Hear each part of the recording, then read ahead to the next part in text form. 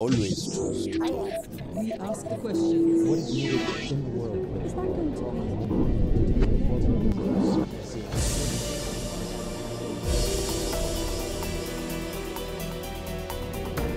Turski novinar i publicista, politički komentator, čije kolumne objavljuje New York Times, Al Monitor, Hurrijet, Mustafa Akyol, jedan je od kritičara vladavine turskog predsjednika Recepa Tayyipa Erdoagana. Njegovo mišljenje o turskoj politici i društvu, između ostalih, objavljivali su i Wall Street Journal, Washington Post, Huffington Post. Autor je knjige Islam bez ekstremizma, a za Aljazeeru govori o posljedicama neuspjelog vojnog udara, ljudskim slobodama u Turskoj i pokretu Fetullaha Gulena. Mr. Akyol, thank you so much for talking to Al Jazeera. So here you are in Bosnia, during the time where there is a state of emergency in Turkey, as well as a decree prohibiting all academics under investigation from leaving the country. So did you face any problems leaving Turkey? I personally didn't face a big challenge, but leaving Turkey was different than normal. There was a police officer at the passport check, and you had to prove to him that you're not a government official. So I showed him my website, my writings in Hurriyet Daily News, the paper I write for in Turkey, which proved that I'm a journalist and not a government official, so I could pass. But I know that people sometimes get in long lines to enter or exit Turkey these days because government has these orders. But a lot of journalists cannot pass. Some journalists cannot pass. Actually, a friend of mine, a secular liberal, Orhan Kemal Cengiz, was detained for a few days. Luckily, he was released after that, partly because I think he was writing in a newspaper owned by the Gülen community. He was not a member of the community. He was just writing in that newspaper, and he had critical views about Erdogan. So he was detained, and I was worried about that. Luckily, he was released, and I hope, I understand the government to have a real deep investigation about the people behind the coup plot, because this was the most amazing attack Turkey has seen for decades, maybe since its founding in 1923. There have been coups before. No coup plotter bombed the parliament or tried to assassinate the president. So this was a major attack on Turkey, and I do support the government in terms of its right to go after. But of course, there's the big risk of this turning into a witch hunt and critics of Erdogan being mistaken for, coup plotters. We'll talk about it. And that's the worry right now. Are you worried about the situation in Turkey? Do you believe that the government and President Erdogan are doing right things which will lead to stabilization? On the coup night, opposition parties stood with the government against the coup. Secular media like CNN Turk and other mainstream secular news organizations, they stood with the government against the coup. And now that is giving hope for a national reconciliation between President Erdogan and some of his opponents against this small group of pushists, the people who pursued the coup. That is a good sign. So, now yesterday there was a declaration from the government saying that the new constitution will be based on this broad consensus between parties. That is a good sign. But there are negative signs as well. But do you think that that new constitution will include that penalty as well? There is much talk about that penalty. I don't think Turkey will actually pass that penalty, revert back to it again. That would be the end of the European Union accession process, and although the process is not going very brightly, still Turkey doesn't want to end that. That would need a constitutional amendment, plus it would not actually work for these coup plotters because laws don't go back, even if you pass that penalty. And you will lose that unity, political unity you will lose that have unity. now. So I'm against restoring the death penalty, and I think it's more emotional talk right now rather than an actual plan. You believe that? That's my impression. Okay, let's talk about human rights in Turkey. Let's talk about Amnesty International report issued July 24th, I think. That report says that some detainees being tortured, even raped and starved after the failed military coup. No. Have you read that report? I've read the report, and I think it's very important for Turkey to address this, and it's horrifying. I mean, what writes in the report is horrifying. Of course, the report comes from what Amnesty International heard from somebody who's inside or the people who are close to the relatives and families. I can't confirm or deny, but it is a very serious report, and we already have photos of some soldiers showing that they're beaten during the interrogation. And I don't know, again, how accurate are all the accusations in the report, but they're very serious, and the Turkish government, and I talked with actually government people right about after this, to say this cannot be allowed, and I think saner people in the government that I know, yes, of course, we are on it, and we will never allow something like this. It's very important, and I think Turkey should allow, as Amnesty International demanded, to have international observers to make sure that the world knows that Turkey is not violating basic human rights during this process. But President's spokesperson told Aljazeera that Turkey will not allow independent monitors to enter the country. And I think they're wrong to say that. Can we have your opinion on that? I think they're wrong to say that. They shouldn't do that, and they should reconsider that decision. I don't know whether they will or not. Probably this is a matter of our sovereignty, our legal process. That's fine. But if there are worries about human rights violations, you should try to stop them first, and then also you should try to make the world see that you're not violating human rights. Let's be clear. What should government do after this kind of report? They should allow international observers come into the facilities that they're detaining people. The police headquarters or other big halls that they are, bringing these, because more than 10,000 people are now under detainment. And I personally have been able to talk to Orhan Kemal Cengiz, who's my friend, and said, have you been tortured or mistreated? He said, no, I didn't go through anything like that. And he said they were polite. But maybe not everybody is going under the same procedures. Let me ask you about first President's decree issued after a state of emergency, especially the part relating firing all those connected to Gülen's movement. What do you think about that? I find it understandable at this point. Why? Because not the world agrees maybe, but in Turkey there is almost now universal consensus, national consensus. But how many people are we talking about? Let me finish. There is almost national consensus that the coup was orchestrated, operated by the members of the Gülen community. Not all of them, for sure. Not all of them, for sure. But this is, and this came after a series of other incidents in Turkish near-political history, like witch hunts against the secularists in 2009, 10, 11, those years, where actually Erdogan was with the Gülenists, against the secular establishment. But a lot of fake evidence and weird wiretappings and a lot of violations took place at that time, and many journalists, independent journalists, exposed them as the workings of the Gülen community members within the police and judiciary. And the corruption investigation of 2013, which was a work of the Gülenist police members, as I personally heard from some of the people in the movement. Well, that was a corruption investigation. You can say, okay, I mean, there was corruption, so they went after it, even for political reasons. But the coup, there is very strong suspicion that the Gülen movement, at least a group within the Gülen movement, is behind this, which I think gives the government now the right to be worried about Gülen movement members in the strategic state institutions. But can you answer my question? How many Gülenists are there in Turkey? I don't know, and certainly thousands of people. And this doesn't mean... Hundreds of thousands or just thousands? Tens of thousands, probably. This doesn't mean that those people can be arrested and put in jail. That's a different thing. But this means that those people can be suspicious for state security, so they can be pushed aside. But what kind of legal options do those people have, especially those who doesn't have to do nothing with the coup? Can they, for example, press charges for losing their jobs? Can they hope for fair trial after purge inside the judiciary system?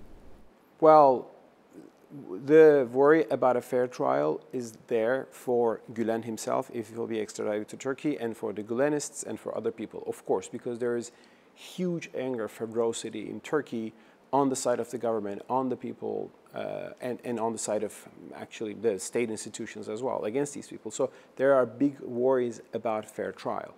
That's one side of the picture. The other side of the picture is that somebody did this coup, and there are so many signs, evidence, testimonies from the chief of staff, testimonies from some of the people who joined the coup, that this was a work of the Gülen movement. So if somebody you also believe that Gülenists and Gülen himself are behind the coup?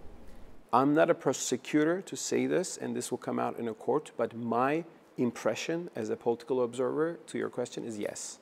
That's my impression. But he personally have denied it so many times. In fact, he accused Erdogan and AK Party for being behind the coup. Mr. Gülen have denied he has nothing, he has any connection with any of these things. But I think that's a strategy of the movement. The movement has huge civil society presence. They have schools, NGOs, charities, and there's no problem with these things. They're good schools, good charities, they do good work, in my view, in civil society realm. Now being closed. Unfortunately, now that side is being sacrificed, I think, too. But now they, besides that, they have, for decades, infiltrated police, judiciary, military, and other key state institutions to have power within the state. Besides an army which is pro-secular. How can we explain that? Because Gülenists are Islamists, right? You have to know, well, I mean, the history of the Turkish army is very secular, and for decades, Turkish army has been warning about Gülenist infiltrators, and those infiltrators were hiding that they are religious. They were hiding any involvement with Gülen. Journalists have even written that Gülen have given them the permission, the religious permission, to drink alcohol and not to do prayers, namaz, the regular prayers, just to be able to hide themselves, because there was a bigger purpose, the big mission of infiltrating and taking control of the judiciary. So that is a fact, like written by, it's not a Erdogan or government argument, it's a fact reported by tons of journalists, personal anecdotes, that's something known. Therefore, I think the government now has the right to fire people that it sees connected with the Gülen people from key state institutions, military, judiciary, the police. Those people would have the legal right to go to court to open a case, to go to Court of Appeals for their legal rights at the end of this process. But I think this is an emergency process. This doesn't mean, though, people who are members of the Gülen movement who have nothing to do with the coup attempt can be treated as criminals. This doesn't mean that people who are working in Gülen movement institutions, universities, charities, newspapers, who don't know what is going on in the dark corners of the state, especially this coup attempt, they cannot be jailed, interrogated. They cannot be treated as criminals. But there are two different levels here: state security and state institutions being purged from people who are seen as a threat to the state. They can be just pushed aside. They can be fired. They can be put into passive positions.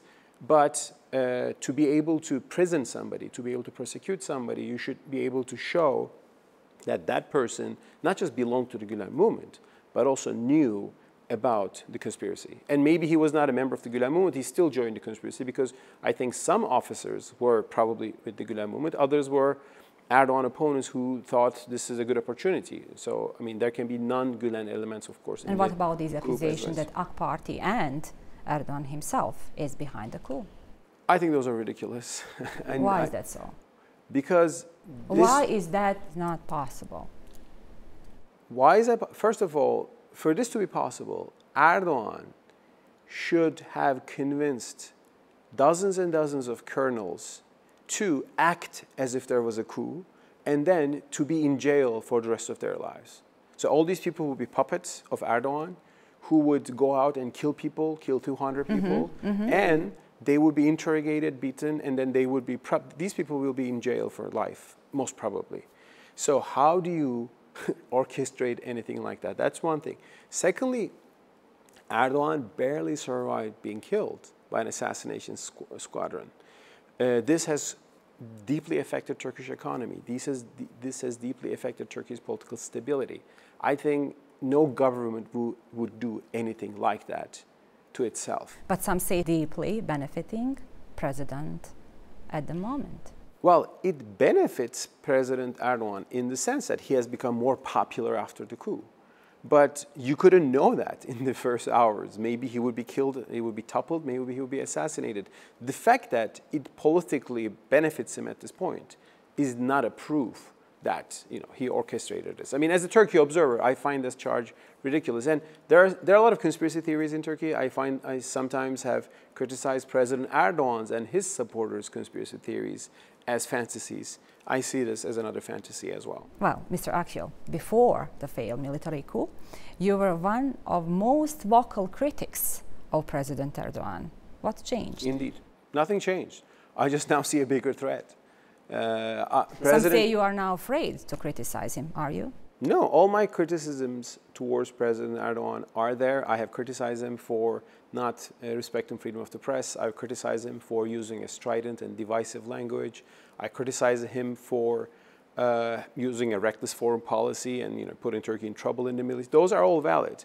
But at the coup night, I said on Twitter, in the first hour, I said, I have a lot of criticisms to Erdogan, but he's still the legitimately elected leader of the country.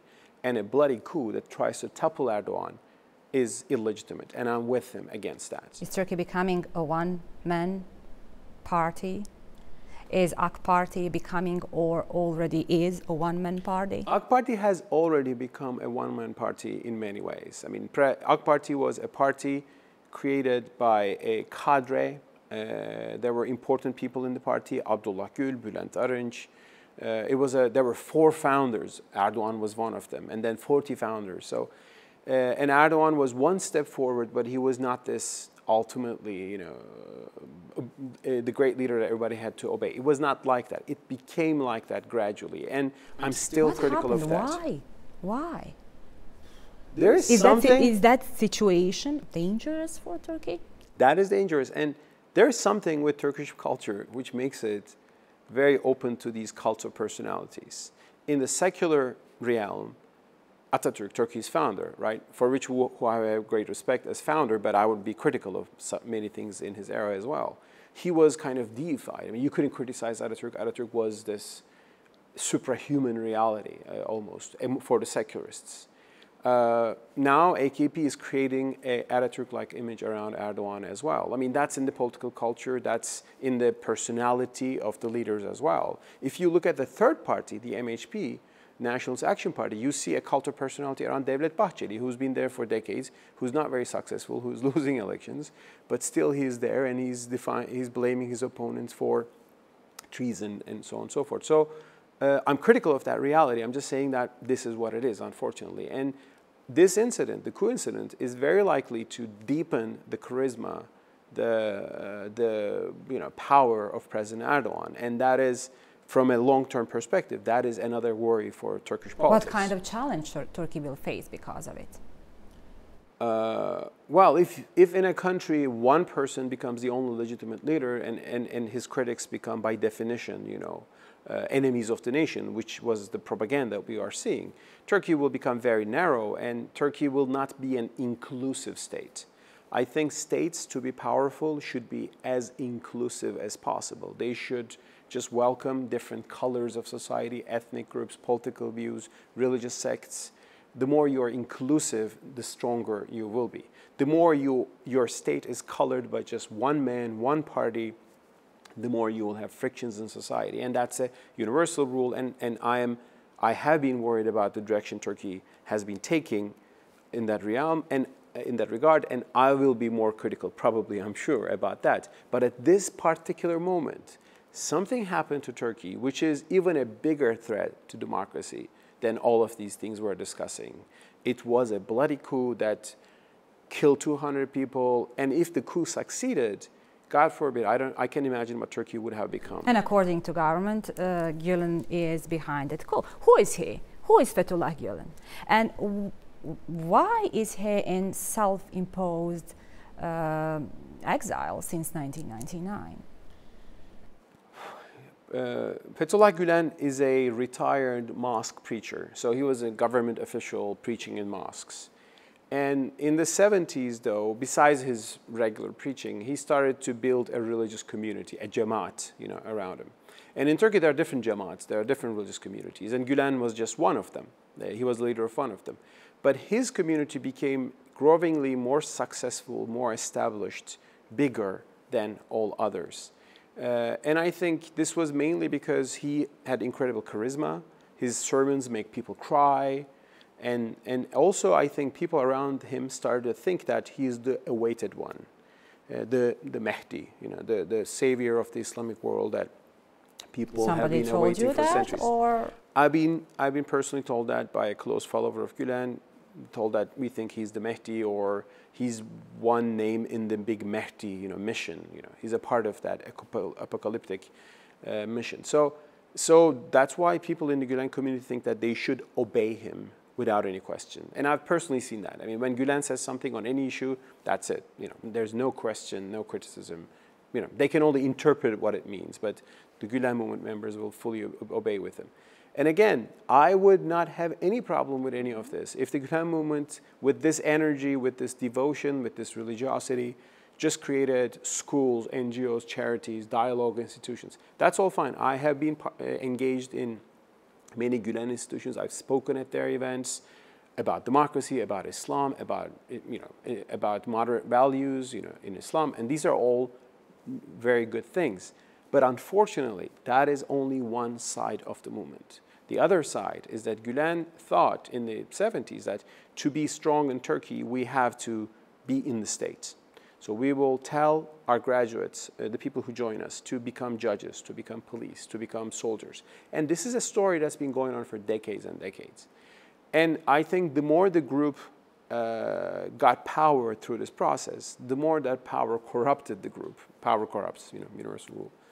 And they started to use Machiavellian techniques and tactics to get rid of the people who are on their way. And we started to notice this by 2010 in Turkey, because there were cases against secular officers, but they were so fanatic, they were trying to arrest a lot of people with very little evidence. It turned out that Gülen movement members were replacing the people that they were arresting in the military, which empowered them. And it's an irony of history that many people who joined the coup on the night of June 15 as officers, they were promoted thanks to the cases against the secularists in 2009 and 10. Erdogan had empowered them at the time, seeing them as a solution to the coup threat of the time. They apparently became the vehicles of the real coup threat in 2016. But please help me understand this. So Gülen is now being terrorist in eye of the government. Are they going to have same treatment as ISIS fighters or PKK fighters? If they are involved in the coup plot, yes. Because the coup was a major crime. It was a terrorist attack. I mean, they shot innocent civilians. ISIS doesn't do anything different. So the people who are involved in the coup will be and should be treated as terrorists. Again, not every Gülen sympathizer, and that is a very, very gray area, and very difficult to do. And people like me are urging to have that, fine gradation. But the people who are involved in the coup, yes. And I mean, actually, they are more dangerous to Turkey than ISIS and PKK. I mean, that particular cabal that tried to do the coup, because ISIS kills people, PKK kills people, but they wanted to take over the country. That is even, and by very ferocious end. So those people are terrorists, and the government should expose all the evidence calmly to the US, to the world, and to put the picture, but also should be very, very careful to protect human rights. Actually, the state of emergency pushed out some human rights in Turkey, and that's on the news. But even in the state of emergency, which was declared for 3 months, basic human rights should be respected. Russia and Turkey are now close again. So can this negatively affect the US-Turkey alliance? This reconciliation shouldn't mean that Turkey should take Russian political criteria as its, guidelines. Turkey should still take the political criteria of the European Union as its guidelines. And I think that's a very important But the question is Europe a priority for Turkey at the moment? Europe is less of a priority if you look at from the economic perspective, if you look at the crisis within the EU and everything. But I still think that European Union represents the political system we call liberal democracy, which is, I think, better than the other political systems around. The political system of Russia or China, for example, are not inspiring for me as myself, as a Turk who believes in these liberal democratic principles. So despite the fact that Russia can be a better economic partner, despite the fact that Russia can be an important actor in the Middle East that Turkey has to reconcile with, Turkey should not turn its face to Russia in the sense of adopting a Russian-like political system.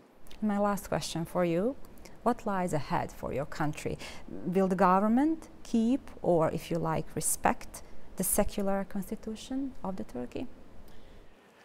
On the one hand, I'm worried because there was already an authoritarian trend going on, and this coup effort will maybe double this, and this can really turn into a big witch hunt to crack down on even legitimate opposition. So that's the worry. On the other hand, at least I want to be optimistic. For one thing, on the coup night, President Erdogan saw that secular opposition was with him, secular media was with him, even the Kurdish party was with him against the coup. Not anymore. And, well, it began like that. And at least, so this also now can be a chance, and I think reasonable people in Turkey are calling for that, a chance to build a national consensus, unity and reconciliation. And if he can make a new constitution with all parties involved, then Erdogan can turn this into a blessing for Turkey. At least I want to hope that. World will watch it very closely, I'm sure of it. Thank you so much for your time. Thank you for having me. It's my pleasure.